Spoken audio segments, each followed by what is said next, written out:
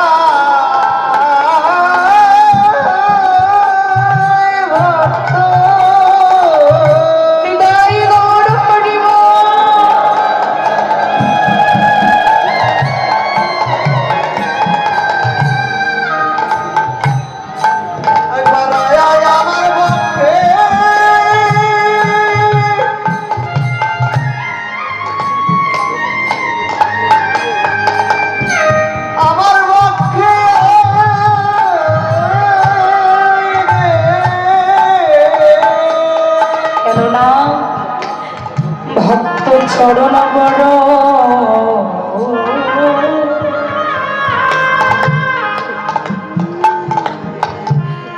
আমি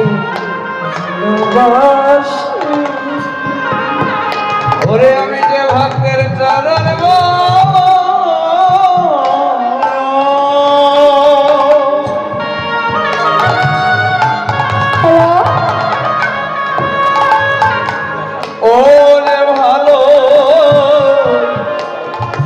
ভালোবাসি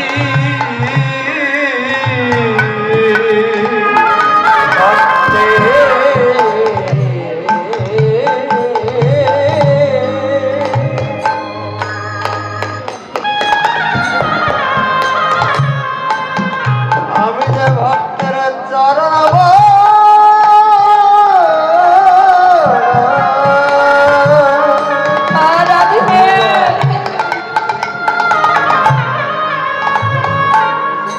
চরণ বড় ভালো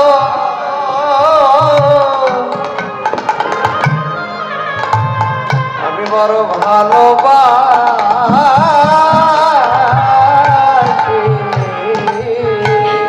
এই চরণের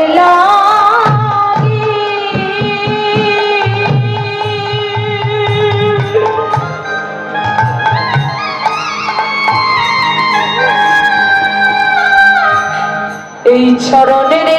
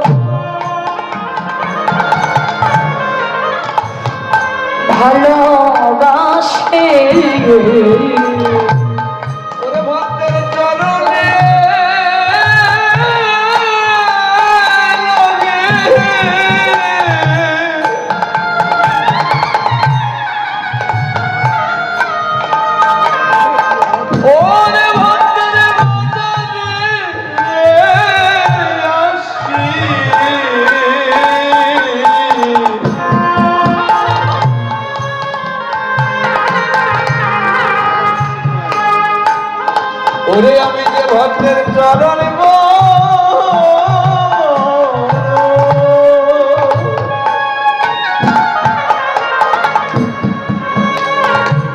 ওরে ভালো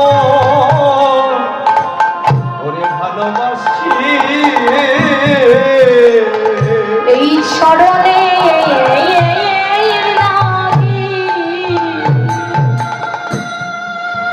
ভাগতের বাজারে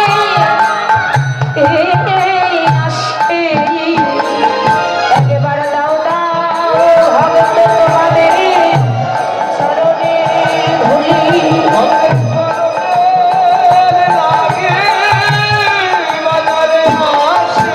একবার দাও দাও ভগত স্মরণে ধরি আহা বল হরি বল হরি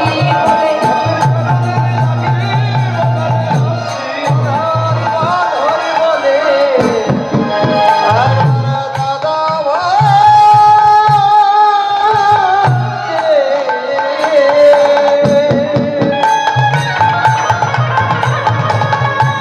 তোমাদের চরণে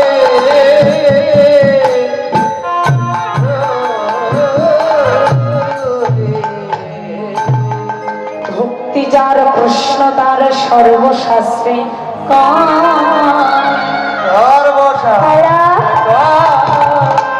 প্রত্যেকটি শাস্ত্রে বলছে যে ভক্তি যার কৃষ্ণ তার। ওমা এই জগতে আপনি যেটাই করুন না কেন, প্রেম ছাড়া ভক্তি ছাড়া কখনো কোনো তার কৃপায় লাভ করা যাবে না। যার প্রেম আছে, যার ভক্তি আছে, যার বিশ্বাস আছে, একমাত্র সেই কেবল আমার গৌর গোবিন্দ কৃপা লাভ করতে পারে। তা নদিয়ার নাগরী অপর নাগরীকে ডেকে ডেকে বলছে, নাগরী রে, আজকে আমি গিয়েছিলাম সুরধ্বনিতে জাল ভরিতে,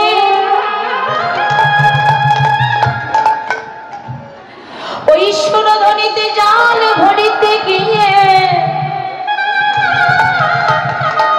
আমি অপরূপ রূপ মাধুরী রূপ লাবণ্য রূপ যৌতি দর্শন করে।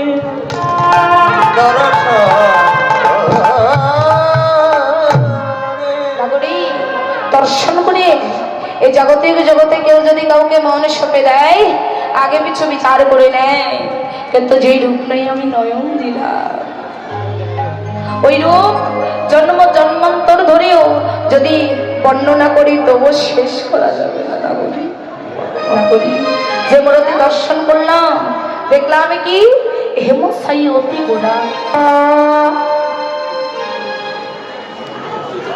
বাচ্চাটা কি থামান, বাচ্চাটা তো খুব ডিস্টার্ব করতেছে।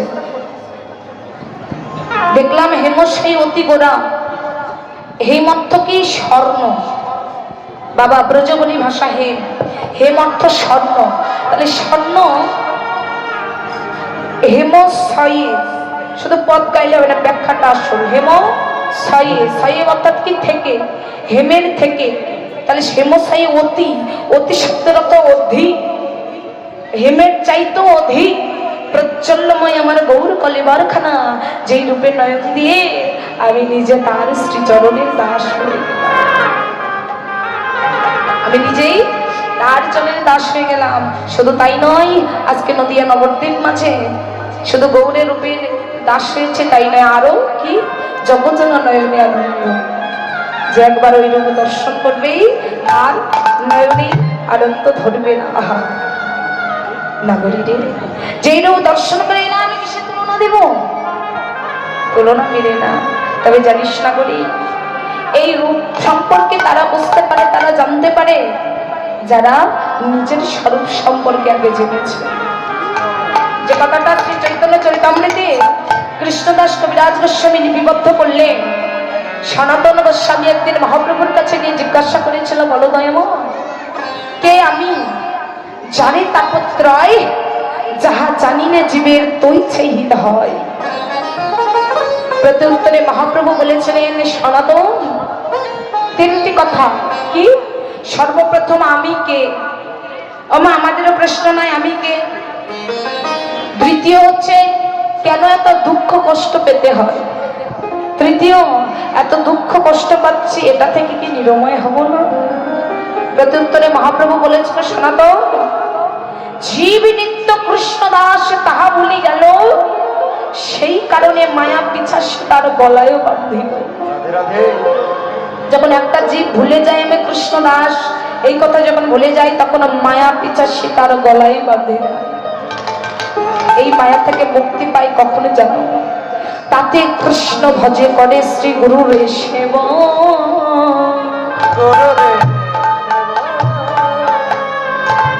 মায়া জাল ছুটে পাই শ্রী কৃষ্ণের চরণ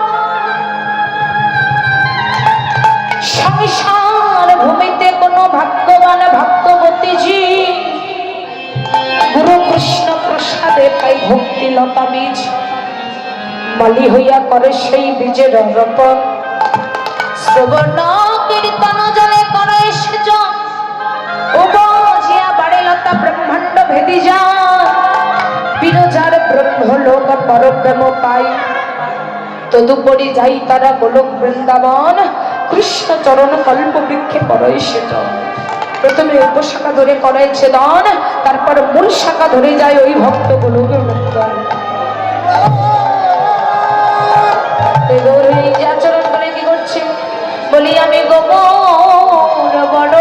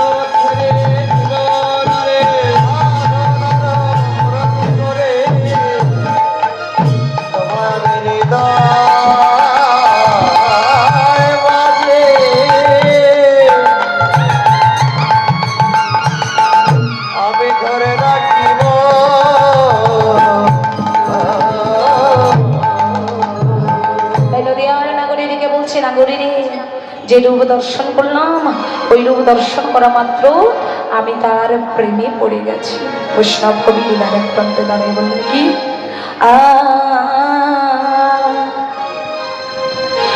বেড়েতে মরতে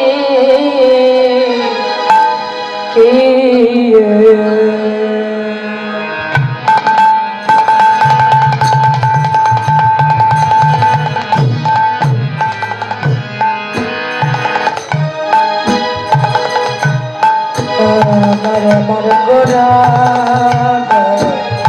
হরি